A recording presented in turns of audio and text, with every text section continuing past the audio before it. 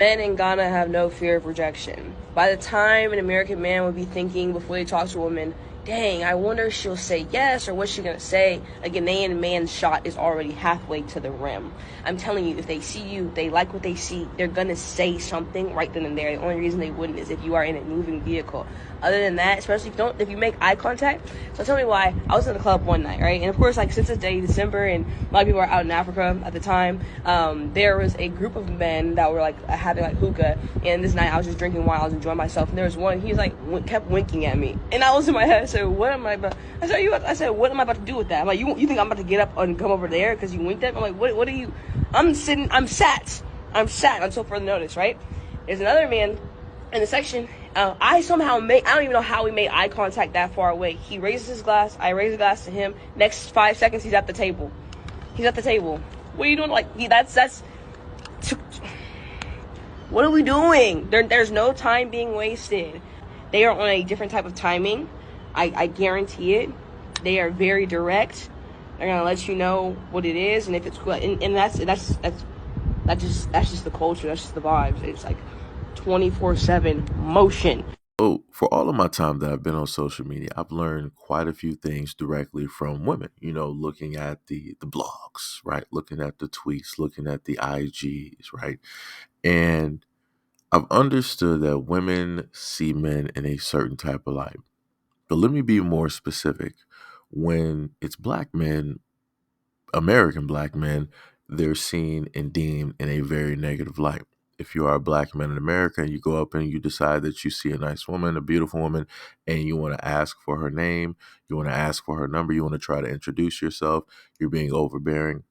Nobody asks for that. You're being caustic, you're objectifying, you're sexualizing, right? You're doing way too much, right? Nobody asked for you to come up and speak. Nobody asked for you to come up and, try to get a number or try to introduce yourself. You're being a bother. You're being a gnat, right? But if you're a man from a whole nother society, a whole nother country, right? Whole nother demographic, it's completely cool and it's pretty awesome and it's pretty great if you decide to do it. Now, I just want to know, shout out and much love to all the Ghanaian men directly out there. Y'all are obviously doing the thing. Women all over the world obviously love, when you guys um, decide to go for what it is that you see, right? No matter if it's a failure or if it's success, you're going to do what it is that you're going to do, right? And some of the comments that I had directly in that video is kind of reflective of that, right? So as I go back here, one of the comments stated that African men, they know their natural role as hunters. They go for it. That's natural to men. African men understand and act this naturally. Now, it's very easy to, in a sense, say that when you have a society over there in Africa where that's completely fine, right? Men are going to be able to just do what it is that they normally do. In the Western society, that's not what takes place. That's not what is able to happen at this moment in time. If you are a black man in America, you cannot just automatically go out there and be like, yeah, let me just walk up to this woman. Nah, you got to second guess everything. So it's funny to hear this woman basically state that it's oh so refreshing to see a man just go out there and do it, and they're not trying to second. That's because it's dangerous out here. At any moment in time in America, if you decide as a black man that you want to go up to a woman, you don't know what's going to happen. You don't know if she might try to press charges on you. You don't know if there's like some type of random ex-boyfriend like on the side, or if this might be a setup and she might try to backdoor. It's a lot of stuff. It's a lot of stuff.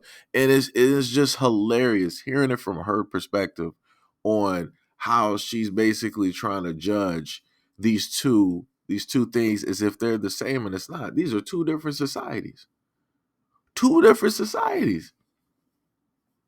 There's a multitude of stories that I've literally covered where a man thought that everything was everything when he was with a woman, and she set him up so that he could get robbed and almost have his life taken. There's been other instances of when men have gone out there in public and tried to just, talk to a woman, might be nervous or whatnot or whatever. They get clowned on social media. They get talked about from head to toe. And then she's up here talking about, men being hesitant and, not, going up there and being unsure. Yeah, because it's a lot of weight. Like I said, that's something that a lot of women don't understand, because women don't actually go up to men to speak. Men go to women. So again, it's funny seeing, a woman have this type of perspective, knowing that 99.9% of women do not go up and speak to a man first. They don't go up there and introduce themselves first.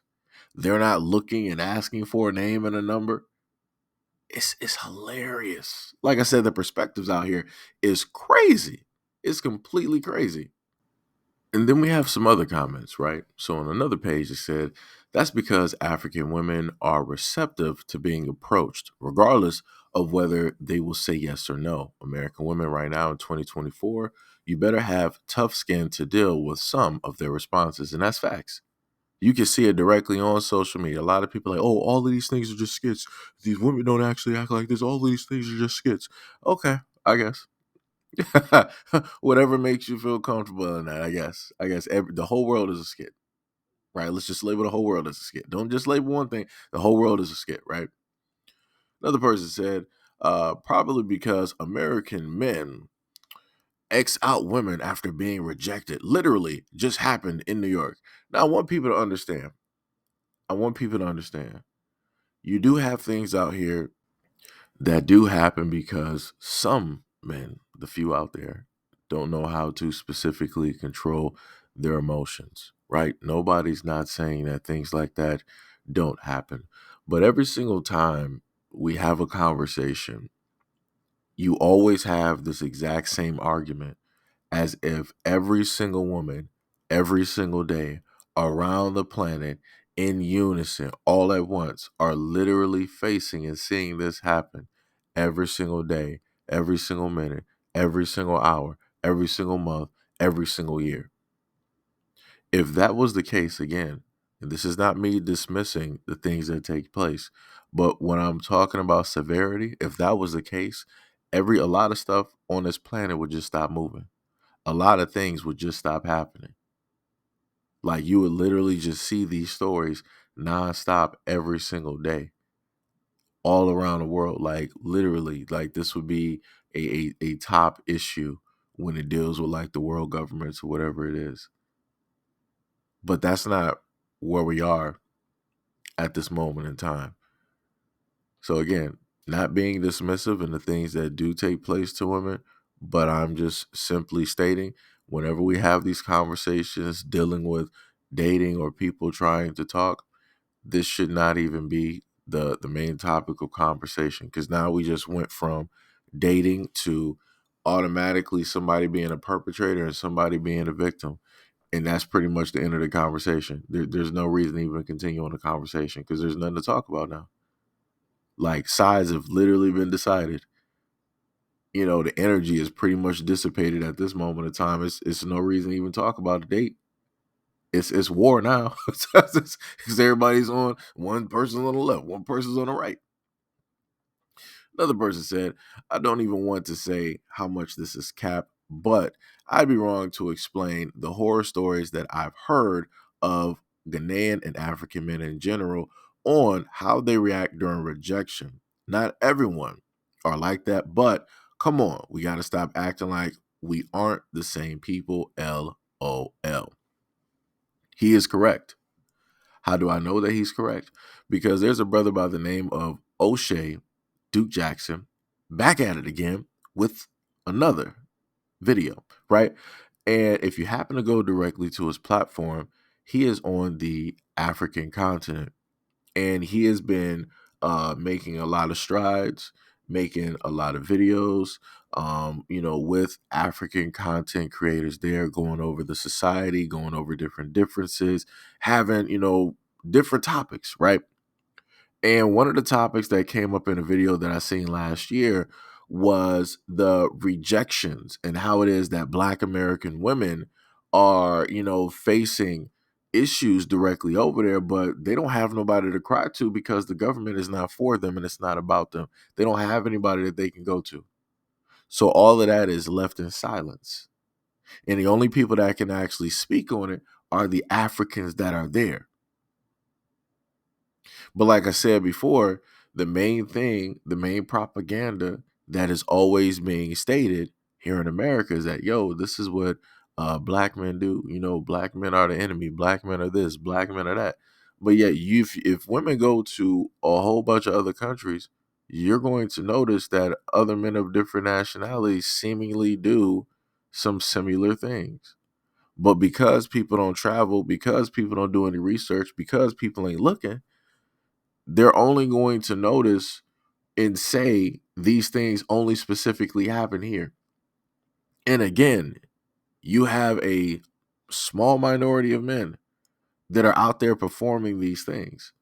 This is not 99.9% of men. This is not all men in the United States. This is not all black men in the United States performing these things. It's a small minority of men that don't know how to act. But because of those small minority of men, hey, the generalization happens, and this is what we got to deal with, which is cool. It is what it is. It comes with being a black man. At the end of the day, no matter what you do, you're going to be blamed for something. It just, it just is what it is, right? But like I said, people are going to learn, and like I said, I don't wish bad on nobody. I hope the best for people. But the moment in time that you opt to generalize, you're missing out on a larger picture. And there's going to be a lot of things that are going to catch you from your left, your right, and the front.